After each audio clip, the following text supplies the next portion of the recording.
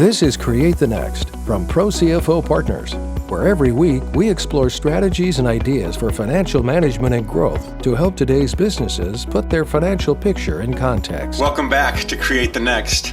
I'm Chris Bitliff, and I'm here with one of my favorite people in the whole universe, managing partner, co-founder of ProCFO Partners, Haleh Fardi, who is one of the smartest people in the room, whatever room she's in. And Haleh, I just asked you a question and already your wheels got spinning. And I said, wait, we got to hit record because I want everyone to be able to benefit from this in real time.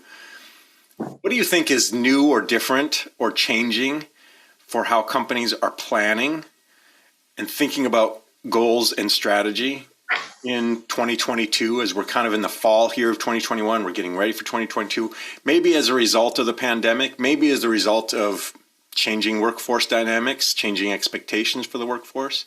What are you seeing out there? What are you sensing? What's new and different?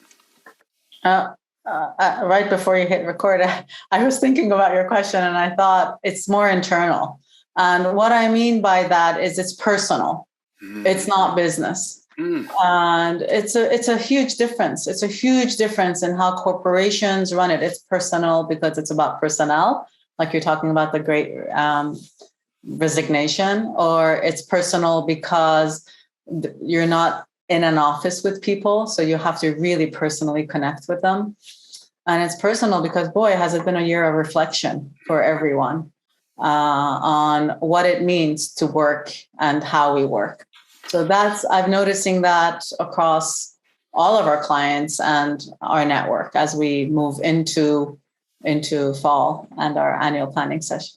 I think that's fascinating. Do you feel like that is connected to, we've talked before about how, COVID wasn't so much a change agent as an accelerator. If you had issues, they were just laid real bare real quickly. You didn't have the luxury of fixing things. On the other hand, if you were an innovative, iterative company, you got to flex that. You got to have that strength really show. Do you feel like some of the things you're sharing about how it's personal, how is that connected to culture and the culture that companies, maybe performance or something was a nice glaze over some cultural issues, or those with really strong cultures have found, yeah, this is a challenge, but we're still, the human dynamic is still really central to what we're doing? I want to answer that broader. I think it has to do with the American culture. The American culture is a new culture. Interesting. So go back to other cultures in their first 200 years. That's about survival and identity and community. And so if you take America and then compare it to other cultures and how they work, they take an afternoon off. I mean, I was in Greece. We were talking about it last night. We were doing barbecue, right, with my sister, and we're reminiscing. And in Greece, I cut my thumb and went to the hospital, and it was between 12 and 2. So the doctors were not working in the hospital. I mean, that's the limit to which they take it, where they send us to a pharmacy, told us to hold the thumb above my head until the doctors came back. And that's when you're talking about an old culture, right?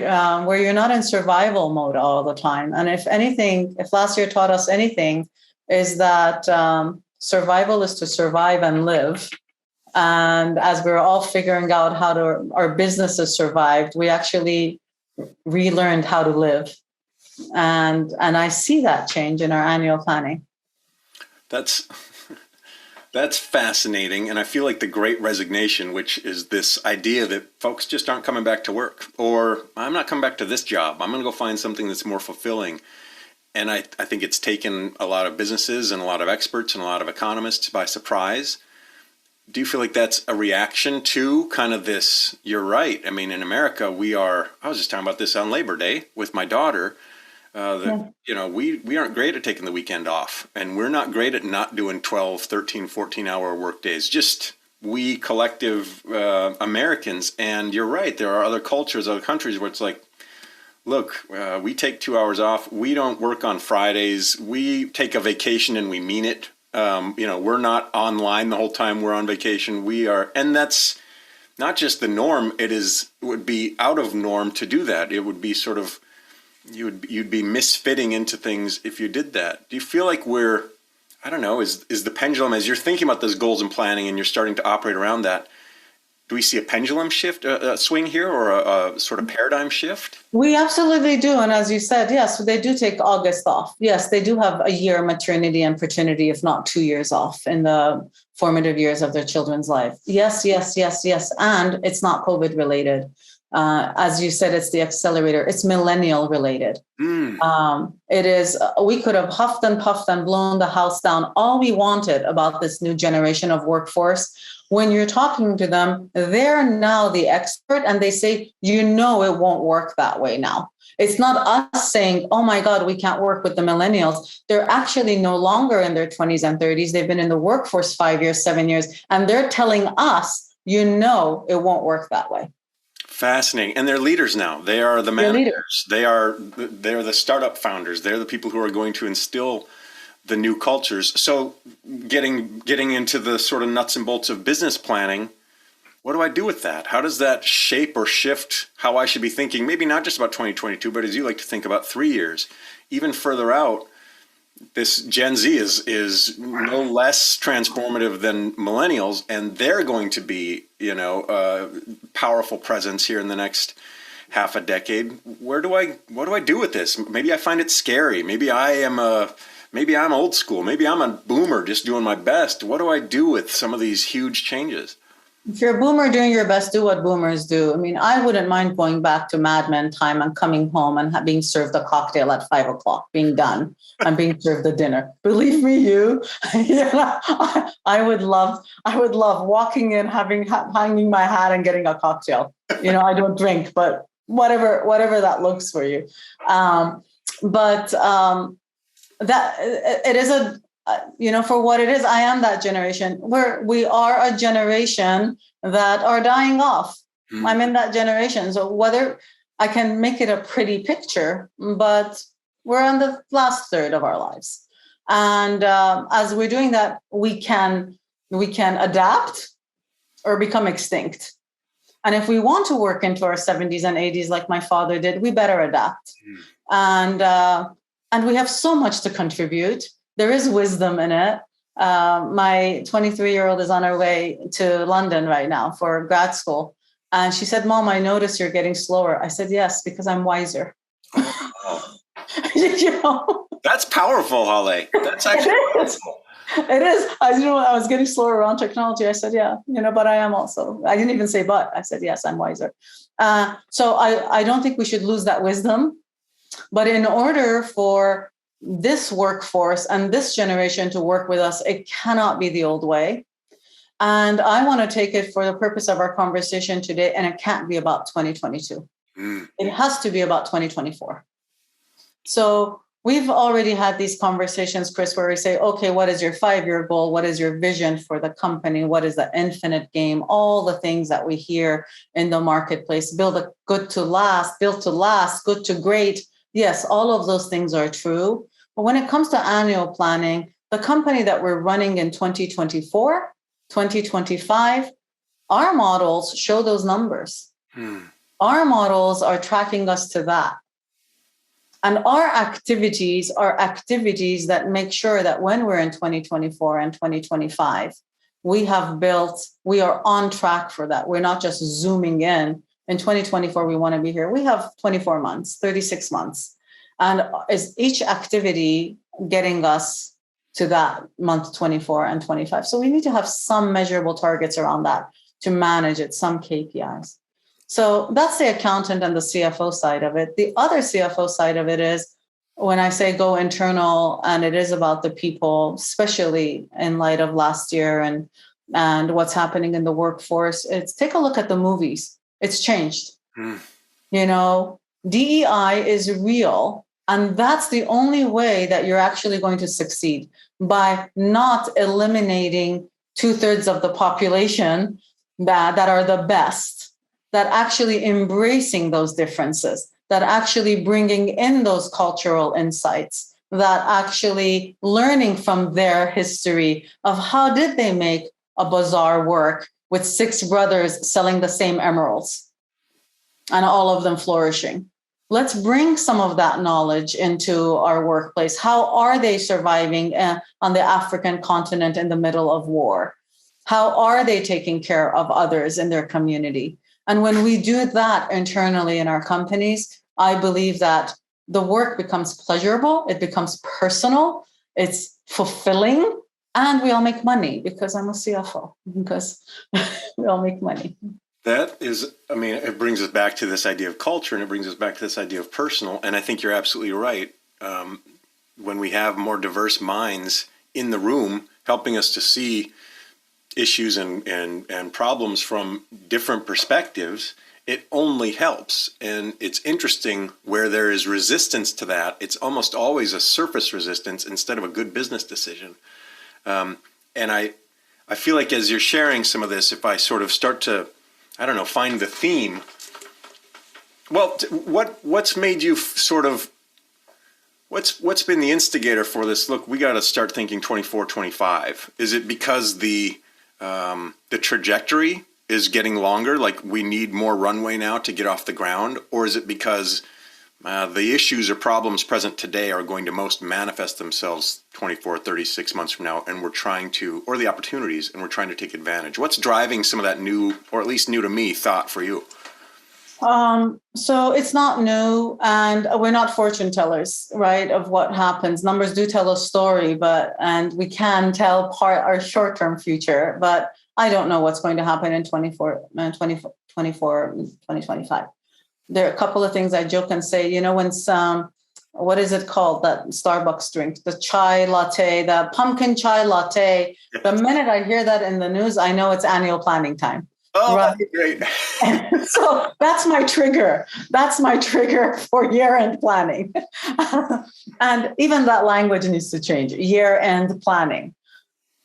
Right? It's not year-end planning. It's strategic planning, future strategic planning. So why am I saying those years? Because it's never been, customers, companies still come to us for annual budgeting. And 30 years in, and 40 of us, 30 years in, it's never about budgeting. It's always about what are we budgeting for? And I'm sure you've seen it. Nelson and I share this little comic that it's all these executives sitting around the table. And it says, if we spend $8 on marketing and $12 on sale, we'll have $5 left over for pizza. And this is the caption. And it's like, they're budgeting for pizza. That's what they're budgeting for. And it's really important as a company of CFOs, or now in a different role that Nelson and I play, that we ask that question. And because when you say, what's your objective? What's your purpose? It's too heady. We say, where do you want to be in 2025? And that becomes, tangible for them, because they can think out or plan out 24 months with the same team, with the same product, navigating or pivoting as that they can grab. But if I'm sitting in a 1-hour meeting and saying, what's your infinite built to last idea? That's just too heady. And there's reflection. Executive coaches need to get involved. You have to look at all of your team.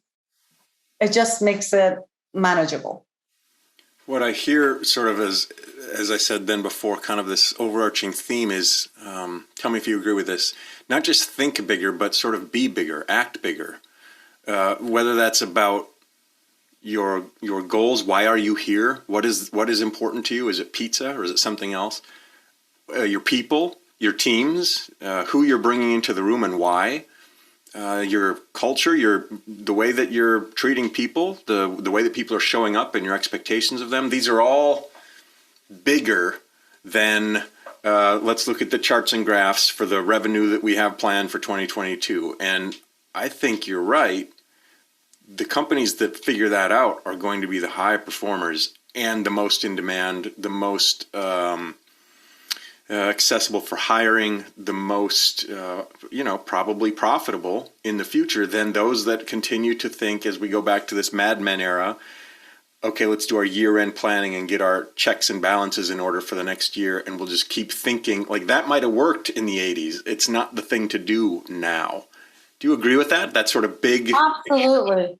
There's a couple of things I want to talk about in that. People who plan that way are planning their bonuses. Oh, interesting. When you have executives in a room planning those numbers and those budgets, they're planning their compensation. If I do this and I have this, this is how much I will make. Wow. Okay. That's really how it was. It's what we would do. It's what I would do. Your profit sharing. That's how we engaged our team. Sure. Profit sharing, bonuses, 8% of your base salary, 10% of your base salary. And that would go into the budgeting, whatever we sold, widgets, rabbits, whatever. The budgeting was around what's left over and how do we divvy up that pie. And this workforce doesn't care. And their piece of the pie isn't big enough. And we need them to get to wherever we want to go. So that's one thing I wanted to say. Then the word bigger. Remember, we had a conversation about pivot versus audacity. Yeah, you loved the idea of pivot, in which you didn't. That was a joke. Yeah, I feel bigger is the same. Bigger is external, and we started this conversation with it's internal. It's personal. Okay, you don't have to be bigger to be more profitable. Even smaller might be the better word. That's right. More intimate. Yes. You don't have to be bigger to have a greater impact. You don't have to not have the number of employees for everybody to make money. We actually have a client who's doing that. They keep saying, okay, we want to grow. We need to add more employees. No, they don't. They need to put out some products. It's professional services, but they need to say this service costs this much. And it's the same two people. You see, it's just the gradient, the quality of the service, the level of depth of analysis is different. So it's two different people, but it's still two people. You don't need to throw 8 people at it. Yeah. So of course we're speaking in generalities, but so when we approach and annual planning, and you've spoken with so many of our CFOs, you see they're all introspective. You see that most of them are sitting across the table from executives, from business owners, and asking the questions, what are we trying to accomplish here? And a personal question. It's a personal question. It's a personal question. Even if the answer is $100 million, which to this day, believe it or not, we still hear that all the time. That's still the magic number. And we'll give them a budget and a forecast for $100 million. And we'll tell them why, if they don't look internally to staffing, to diversity, to diversification, to the way we work, that 100 million won't be achieved. So at ProCFO Partners, we call that your strategic map. So first, why and what are we doing? Then we build a strategic map for year 3 in this particular case. This year, we're finding that year 3 is you can hold on to that. There's a there to that. And then we do the 2022 planning. And then, of course, we do organizational execution. It is part of our annual planning, is the people part of it. The people. How do we do it? That makes all the difference for us. And again, you sit and have a conversation with Nelson and I. Yes, we have already 2022 planned. We've done it. Strategic map. We have our quarterly goals. We have our staffing. But we're talking about 2024 because that's our role as leaders in the organization. And now we're going to engage our team. And what are your expectations for the team? Where does this idea of culture and diversity and personal connection, how does that fit in at ProCFO Partners? At ProCFO Partners, sometimes our teams think we meet too much. Remember, we're virtual and we're all across the country. Yeah. For us, top of mind right now, I missed the 39th birthday. So top of mind, you can see where I live. I sent a belated 39th birthday. So first of all, I want that personal side of it to be at the forefront. And I don't want to miss someone's 39th birthday when I had a meeting with them that day. So that's the personal side of it. But for us, we know we're going to the market with something new. And we did 2 workshops. I was in New York. Nelson was in Chicago. We don't introduce our IP or our framework to the market without having full input from the CFOs because it's their tool. So they are absolutely critical to our development of our market tools, our framework. And we took 2 months prior to prepare it. We sat with them. We worked the workshop with them. We met with them thereafter, showed them it's a 1-page, this is how the flywheel works. And then when we presented it to them, they built it with us. And we know in 2024 where we want it to be, but we can't in 2024 say, and by the way, la. Here it is. Now go sell it. And that is a madman kind of way, right? They would develop it. They would sit with the advertisers, and they would go to the salespeople, and they would say, "Okay, sell the, whatever it is, universal remote." And the salespeople, do you need a universal remote? And it just doesn't work that way anymore, because they don't need the salesperson or the CFO. They can go online. Yeah. And they can type in universal remote, and then they can see the reviews. So it has to be meaningful. It has to be fulfilling, and they have to be part of the process. They have to be enrolled and engaged. They need to know where we're going in 2024. They don't care. Collaborative and connected. Collaborative and connected. This conversation is a great sort of representation. If you're listening or you're watching, this is not what you hear from whatever you thought you would hear from a CFO. This is what I love about ProCFO Partners. This is what I love about you uniquely, Haleh, is you think about things in such a unique, powerful perspective, and it brings so much value to, I'm sure, to your clients, but even just to me. I mean, to the people that you talk to, I always feel like I'm learning something new whenever we have a conversation, and I value that. And I know from talking about all the clients that we've talked to, how different. Every time I talk to them, I say, "Was it different than you expected?" And they're like, "Didn't expect it at all. She came in and did this and this and this, and we were suddenly looking at everything from a completely different perspective." Or Mike Durney, or Dan Bartley. It doesn't matter which ProCFO partner we're talking about. There's a culture of change. Not just in the doing, but in the thinking. And as you pointed out in the questions that you ask, and I'm so proud of you. That's such a powerful way to conduct business today, and it is so needed. And I hope that those that are listening and watching are thinking, we need a little bit of that, because it's different than what we've been doing. It's powerful stuff. Thank you. Thank you very much. Haleh Fardi from ProCFO Partners. It's always so great to connect with you, and I could talk to you for 2 hours, and we'll do that someday. We're just gonna have a mega episode. But thanks for your time today, and thanks for your generosity, and thanks for your leadership as always. Oh my God, Chris! Thank you so much. Thank you. I always love talking with you. Thanks for watching, and a special thanks to our subscribers. Consider becoming one today. Visit ProCFOPartners.com for more strategies and ideas for financial management and growth to help you put your business's financial picture in context.